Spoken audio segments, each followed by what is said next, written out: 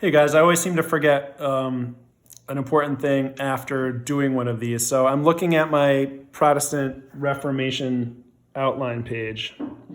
Woo! And I was looking at the Counter Reformation and the Catholic counterpunch to the Protestant Reformation. And these are all sort of nice guy things, right? They say they reaffirm their faith at the Council of Trent.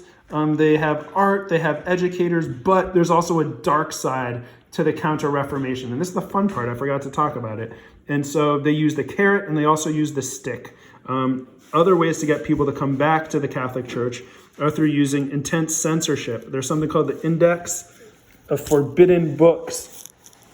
Index of Forbidden Books. Index of Forbidden Books. What kind of books do you think are on the Index of Forbidden Books? What's not allowed to be read? Well, let's see. It's probably things written by Martin Luther, or anything, any Bible that's written in the vernacular, or it's John Calvin's Institutes of the Christian Faith, or it could be anything that comes out of England, or anything that comes out of France, any Huguenot writing.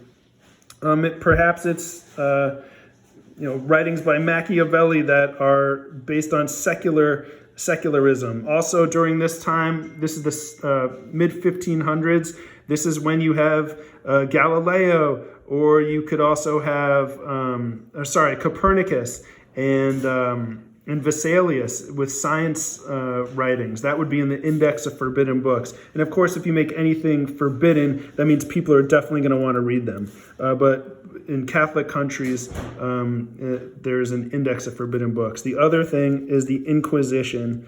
And we saw this under Ferdinand and Isabella, the Spanish Inquisition, during the Counter Reformation. There's also something, this is called the Roman Inquisition. So even though the Spanish Inquisition continues, it started, remember, in 1492, when the Jews were expelled from Spain and the Moors also. The Roman Inquisition, and of course the Spanish Inquisition lasts all the way until the 1800s. The Roman Inquisition happens during the Counter Reformation.